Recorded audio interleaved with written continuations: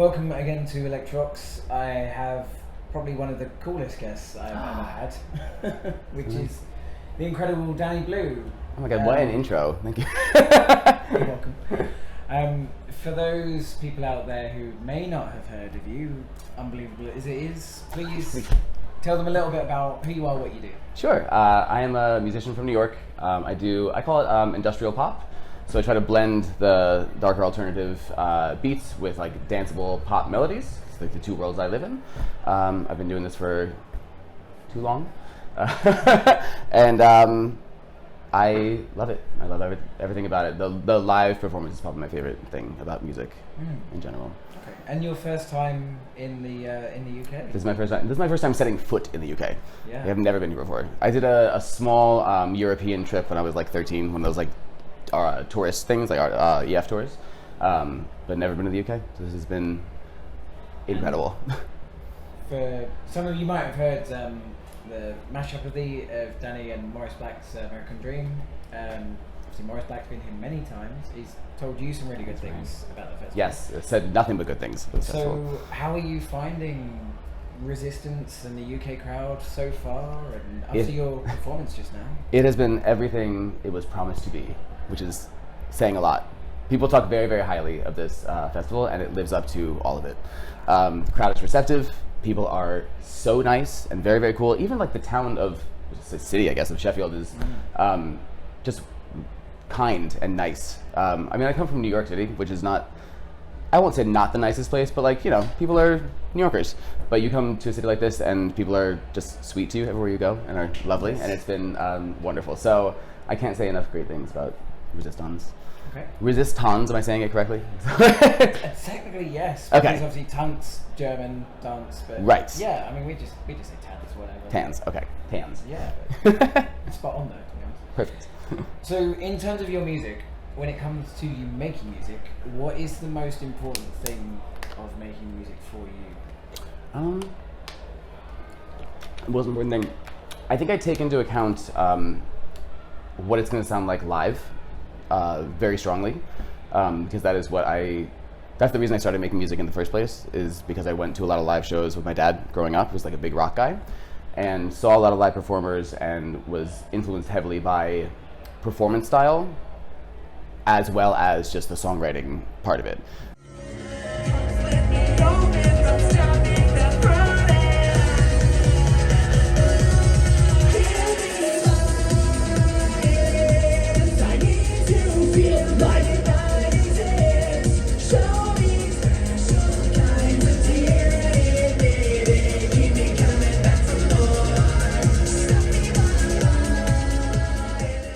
So when I'm making music, I'm like constantly thinking about what it's going to be like to perform it in front of people, and if it's going to work. So that like plays a really heavy hand in the writing process.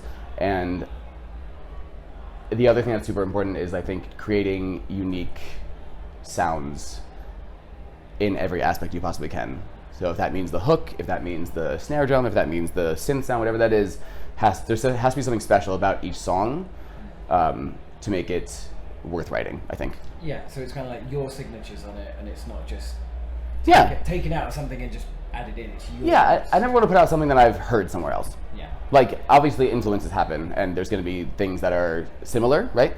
But as long as there's something about it that is new or fresh or from a really different point of view, whatever that is, I think that's important. Okay. And how different is your music now to when you first started doing this? Wow. So I started in 2010, 11. And I did, it was like, I called it industrial pop at the time, but it was like way more electro rock based. And then, so I put out like 2 of those albums. The second one got a little poppier, but then I was in a band for like 5 years called Echo Black. Toured the country a bunch, but that was like alternative rock music, if we're getting down to genre.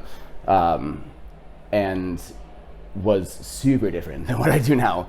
So the solo move has let me embrace the pop side way more heavily, which I think is what I've been wanting to do all along, and why it's like working way better than anything I've done before.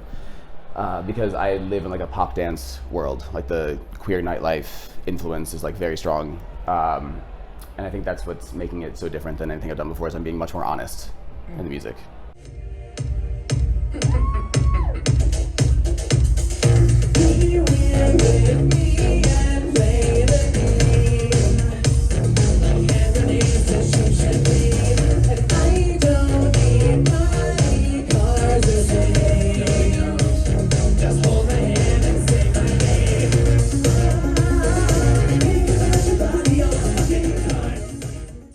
And what are you working on now, and what can we expect from you in the near future? Word. There's a new single coming out in the beginning of April called Stranger.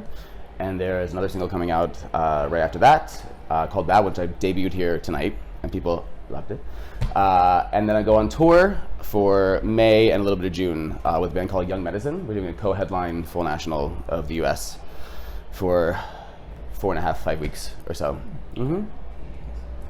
And this is always a weird one to ask different artists, but because it's usually the last thing you've ever done. But what song or album of yours that you've made are you particularly proud of, and why? It is the last thing I've done. So, I mean, it will be the single that comes out in April, but I can't really tell you about it because you haven't heard it yet. So that will be the thing I'm most proud of, because I think it is the best songwriting I think I've done to date, and the best marriage of production and vocal lines and honesty and vulnerability. And I think it has a totally different side of what I've done. So I'm very proud of that. But until that comes out, the EP Molotov that I put out last is just top to bottom what I'm proud of. Like everything I've put out before, obviously I love what I've done. There are things I've done differently now looking back on it, but that is like song to song to song to song, I think strong. Each one is unique, each one has perspective, and the EP has like a great story arc to it. And I think making an album with a story arc was once much more important than it is now. I think singles are like much more heavily embraced. But if you can do that, it's like 7 songs, right? If all 7 of them are good enough to be singles, great. And if they can tell a story together, even better. Yeah, exactly. As you say, albums with stories, they just hit different. Mm-hmm. So, yeah. Yeah, if you can listen to an album top to bottom, there are a few that you can do with like no skips, I think, in people's like own catalogs. Like there's probably like 3 or 4 that I can name that I can do without skipping. But those albums, I think, define artists in a different way. Okay. And if there was your choice of like 1 or 2 artists that you could just collaborate with tomorrow, no matter who it is, who would that be? Collaborate with? I mean, Cher. But in a real world, I would love to. So when I say collaborate, I want to co-write. That's like what I really want to get into, like, is collaborating, co-writing with other artists. And I really want to work with Charlie XCX, and I would love to work with Tovilu.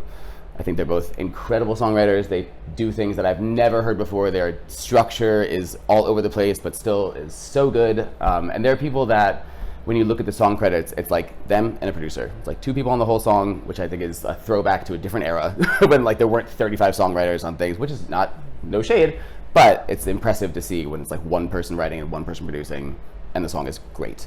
Totally, that did Bad Habits, right? Yeah. Yeah. While back, but yes, she's incredible. Great. That was my last concert before the pandemic. Was her live. Nice. Okay. And so, let's say you could have a 2-hour, well, like an hour-long conversation with any artist, living or from history. Oof. Who would that be, and what would you ask him? A 2-hour conversation. Oh my god. 2 hours worth of questions. Yeah. I mean, it would have to be like Gaga or Cher. Just like powerhouse, quadruple, quintuple threats, can do like literally anything, can write, can act, direct, sing, perform, tour, stand the test of time, everything is fine. So, I mean, if I was talking to Cher, I think if I could even make words happen, would probably ask how to keep a fresh perspective after so many years of creation. So like, how do you've been doing it for decades, right? And I can only dream to do something, to be able to perform and create that long. But if you're like, 30, 40 years into it, even 20 years into it, how do you make sure that you're doing something that you still A, believe in, and B, is unique to your audience, and like keep people guessing after so many years? Perfect answer, I think. Thank you. Oh wow, thank you. Had a lot of I'm the answers coolest to that guest question. with the best answers. You hear? All right. And in all the time that you've been doing music and performing, has there been a particular encounter that you've had with a fan that's really sort of stuck with you? And what was it? There was a time. So I was still in the band with Echo Black, and there are many instances, but this is one that comes to mind really quickly. We were performing in Iowa.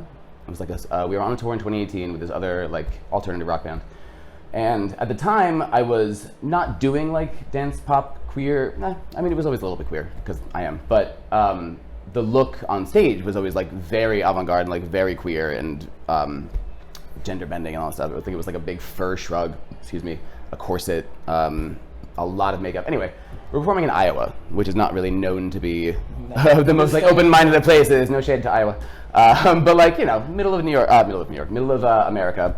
And we were playing this place called Lifers, which is a beautiful venue. But there was a woman there with her child, and the child was like 6 or 7, big headphones on, but like could tell that was like a non-binary person in the making.